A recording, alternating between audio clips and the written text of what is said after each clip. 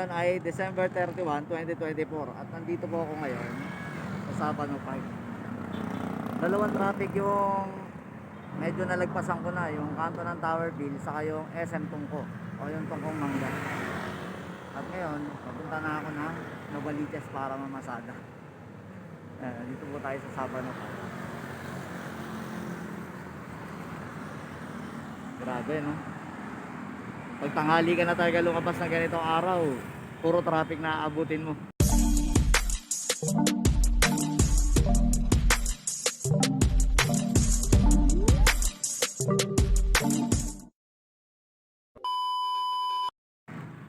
Sa palagi ko, ang maluluwag lang talaga yung mga ganitong parte, yung mga walang palengke, walang mga kanto na maraming mga nakatira.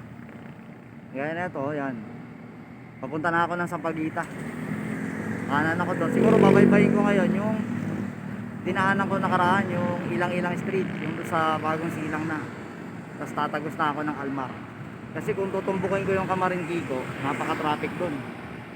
Na-overtakean ko yung isang euro saka isang malaking bus. Napaka-traffic siguro sa Malaya, kaya bumalik sila at pumasok na rito sa Sampaguita Street, sa anuhan ng malaking junction. Kaya yan, talagang napaka-traffic yung Duterte. Kaya ang daming umiiwas sa mga traffic na. Kasi kung magtataga ka sa traffic, yari ka. So dito na ako dumaan. Yung kanto na yan, pag dumanan tayo, Hospital Antala. Nung last time na nag-vlog ako rito, tungkol sa asfalto ng kalsada, wala pang guhit. Pero ngayon may mga guhit na yung kalsada. Yan, kakaliwa na ako yan, papuntang bagong silang phase, phase 5. Pero dadaanan ko ulit, yung dinaanan ko nakaraan, yung Malapitan Bridge, doon na lang ako dadaan, tagos ng Sapote, tapos kanan ako, Palmar. Ganun na nga. Lalagpas ko lang sa traffic. May traffic pa rin pala dadaanan dito. At andito na nga ako doon sa Opal. Hindi ko pa alam, ilang street na siguro nga ito. At ang daming pulis doon sa Gawiro sa likod. May checkpoint pala. At ang harapan ko ngayon ay yung Our Lady of the Holy Rosary Parish Church. Napansin na simbahan din pala eh. Makatuwid, habang yung ibang mga kasamahan ko namamasada na, ako namamasyal pa, nagbablog pa, naghahanap ng alternatibong daan para makaiwas sa traffic, ganyan.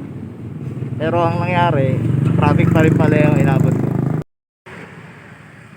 Ang binabaybay ko pala na to ay Langit Road yan. Papunta na ako doon sa Gawiro, tas kakaliwa na ako sa kanto na yon, papunta doon sa Malapitan Bridge. Sa ikalawang pagkakataon, narating ko yung Malapitan Bridge. Gusto ko lang talaga mamasyal ngayon para sa pagpasok ng taon, kahit natanghali na ako mamamasada ng tricycle, at least tatlo yung pinapana ko ngayon, nakakapag-vlog, nakakapasyal, saka makakapasada ng tricycle. Ngayon, ang gagawin ko naman siguro, pagdating ko sa dulo na itong Malapitan Bridge, kakaliwa na ako doon sa ilang-ilang street.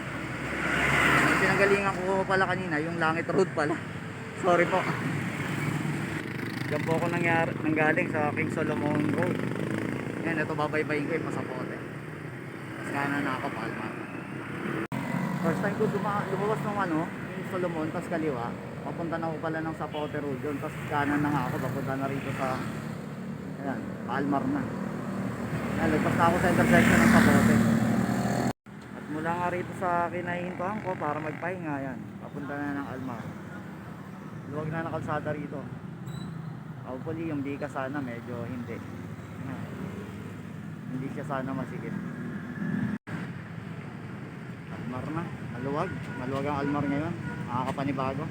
Ito na ako sa barangay San Agustin at kakanan na ako doon sa Millionaires, pero naninibago ako ngayon. Noong nakaraang taon dumaan ako rito, napaka traffic, bumalik pa nga ako ng Greenfields 3 para doon pumasok. Pero ngayon nakakapagtaka napakaluwag tuloy-tuloy lang meron. Bakit kaya doon ang luwag?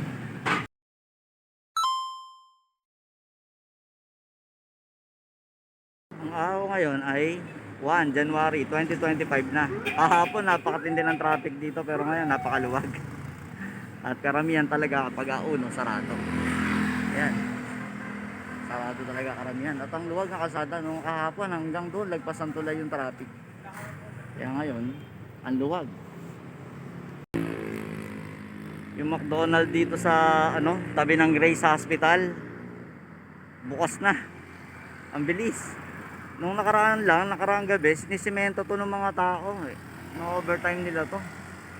Sementado na, bagong katutuyo lang. Tapos operate na kagad siya, no?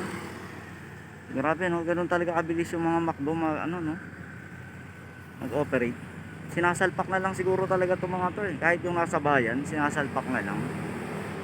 Tapos, yan, open na sila, oh. May mga lobo na ron.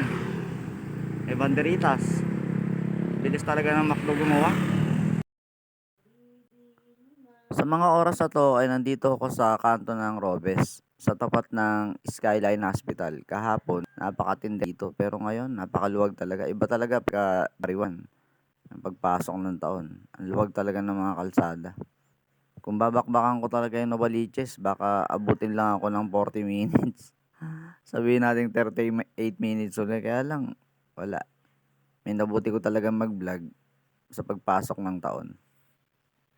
Napakaluwag. Napakaluwag ng tungko. Kahapon hanggang dito traffic. Hanggang doon sa ano, bago mag-Sabano Park. Pero ngayon napakaluwag talaga niya.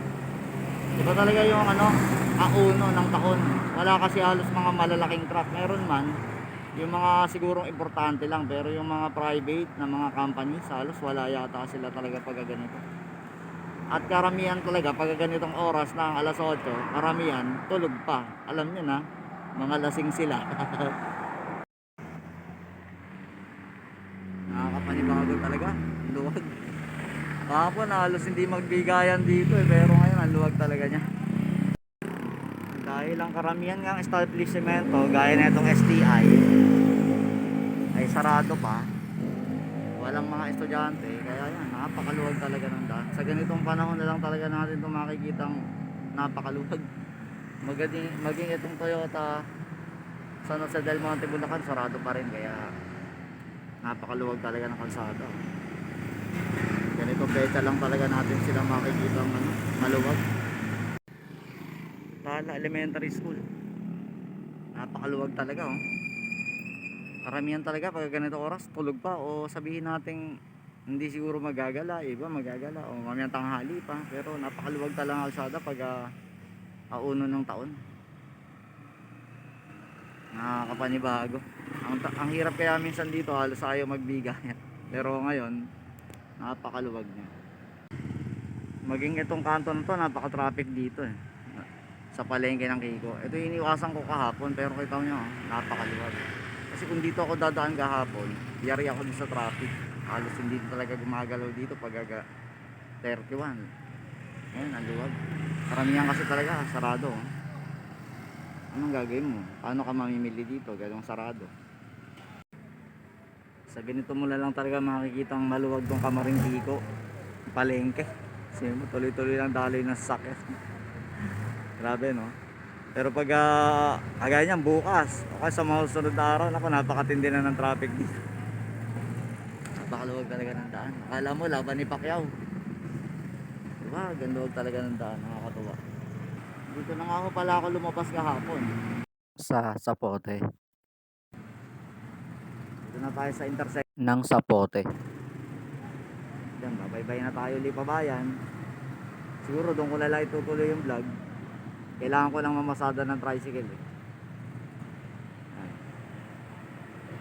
Maging itong kanto ng Millionaires. Yan, kakanan na ako dyan eh. Pag simpleng araw, napaka-traffic dito. Kahit single lang minsan, ang hirap makapasok. Sa dami ng sakay lumalabas dito. Dahil pag kumanang ka rito, yan, papunta na ng Damong Maliit. Novaliches pa rin. At yung Best Link na eskwelahan. Kaya napaka-traffic dito pag ordinary day. Napakaluwag din ng Novaliches, no?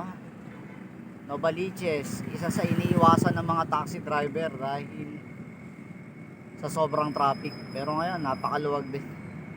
Problema talaga pag January 1, sarado yung mga kainan, mga kantin, kumbaga. Apat na kantin, sarado lahat. Kasama yung nasa kanto dyan, katabi na itong bakery. Ang hirap maganap ng makakainan. Vulcanizing, wala rin halos bukas. Kaya pag naplatang kayo ng ganitong oras o panahon, lagot. So ngayon, nandito na ako sa pilahan at nakaisang pila na ako sa Queensland at ang buwan naman ako. So pagpasok ng taon, ay ito, 36 pesos, tatlong pasahero. Hindi na nadagdagan yung alis kong tatlo sa Queensland. Balik sa normal pagpasok ng taon. Minsan talaga magang umasa ng maganda biyahe kasi kaya yan, kanina pa kami rito. Stock mo kung hindi yata lalabas masyado yung mga tao ngayon.